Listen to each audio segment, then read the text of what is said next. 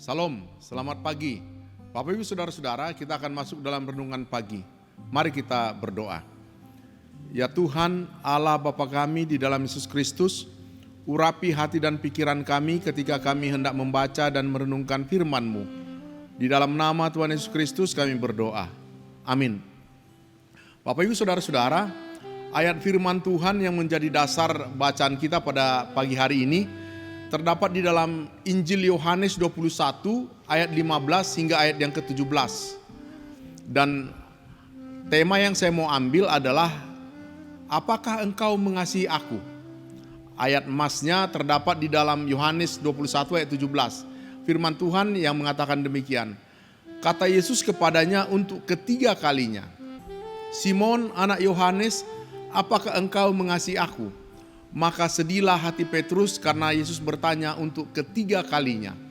Bapak Ibu Saudara-saudara, pertanyaan ini adalah pertanyaan Tuhan Yesus yang menanyakan kepada Simon, mengatakan, Simon anak Yohanes, apakah engkau mengasihi aku? Dan pertanyaan ini ditanyakan oleh Tuhan Yesus kepada Simon Petrus sebanyak 3 kali. Dan Simon Petrus menjawab, Tuhan, engkau mengetahui segala sesuatu. Engkau tahu bahwa aku mengasihi engkau. Bapak Ibu Saudara-saudara, Petrus adalah murid Tuhan yang pernah gagal karena telah menyangkal Tuhan sebanyak 3 kali. Dan dia sadar bahwa dia adalah murid yang tidak baik. Dia bukanlah sahabat yang baik karena pernah meninggalkan Tuhan Yesus sendiri di dalam penderitaannya. Simon Petrus adalah salah seorang murid Tuhan Yesus yang paling menonjol dari semua para murid-murid. Kitab Injil menceritakan, memberikan kesaksian kepada kita tentang Simon Petrus. Dalam setiap momen penting, dia selalu hadir bersama-sama dengan Tuhan Yesus. Contoh saat Tuhan Yesus berada di Gunung Tabor ketika Tuhan Yesus mengalami kemuliaan Tuhan. Simon salah satu murid yang diajak untuk melihatnya. Begitu juga ketika Tuhan Yesus berjalan di atas air, maka Simon Petruslah yang pertama kali merespon untuk ikut berjalan di atas air. Begitu juga ketika Tuhan Yesus akan ditangkap di Taman Getsemane.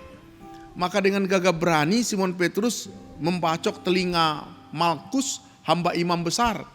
Ini menggambarkan bagaimana Simon Petrus mempunyai kelebihan, keistimewaan dan sosok yang cepat tanggap dan berani. Tetapi Bapak Ibu Saudara-saudara, firman Tuhan, kitab Injil juga menceritakan kepada kita bagaimana tentang kegagalan Petrus yang menunjukkan identitasnya dan ketidaksetiaannya sebagai seorang murid Yesus. Ketika 3 kali ayam berkokok, maka itu menunjukkan simbol penyangkalannya. Dia gagal mempertahankan jati dirinya sebagai seorang murid Tuhan Yesus.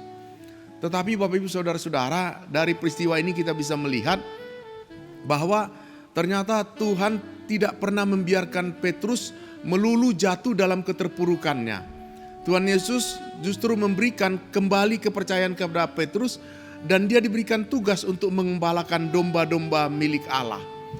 Bapak Ibu, bagi mereka yang bersedia untuk bertobat dan untuk berubah kepada Tuhan, maka Tuhan bersedia untuk mengangkatnya kembali.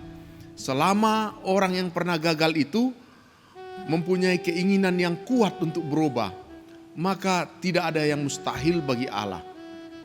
Di mata Tuhan, di mata Yesus, kita semua adalah manusia yang berdosa. Manusia yang gagal dalam hidup ini. Dan ketika kita gagal, maka itu bukanlah akhir dari segalanya.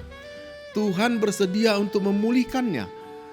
Diberikan kepercayaan oleh Tuhan melalui pekerjaan untuk mengembalakan domba-domba milik Allah adalah bentuk pemulihan Tuhan Yesus yang memberikan kepercayaan kepada Simon Petrus yang pernah gagal itu. Begitu juga Bapak Ibu Saudara-saudara, ketika kita diberikan kepercayaan untuk melakukan tugas melayani, itu bukan karena kita sempurna, tetapi itu adalah bentuk kepercayaan Allah bagi kita dan bentuk apakah kita mengasihi Tuhan atau tidak. Oleh sebab itu, maka jangan pernah menolak, apalagi mengabaikannya. Biarlah kita menyambutnya dengan sukacita, karena Allah berkenan memakai kita yang tidak sempurna ini. Biarlah melalui kasih kita dalam tugas pelayanan yang kita lakukan menjadi kemuliaan bagi nama Tuhan. Demikian firman Tuhan. Amin. Mari kita berdoa. Firman-Mu yang kembali mengingatkan kepada kami, bukan karena kegagahan kami, bukan karena kami sempurna, tetapi Tuhan mau memakai kami menjadi alat-Mu. Kami bersyukur di dalamnya. Dalam nama Tuhan Yesus Kristus kami berdoa. Amin.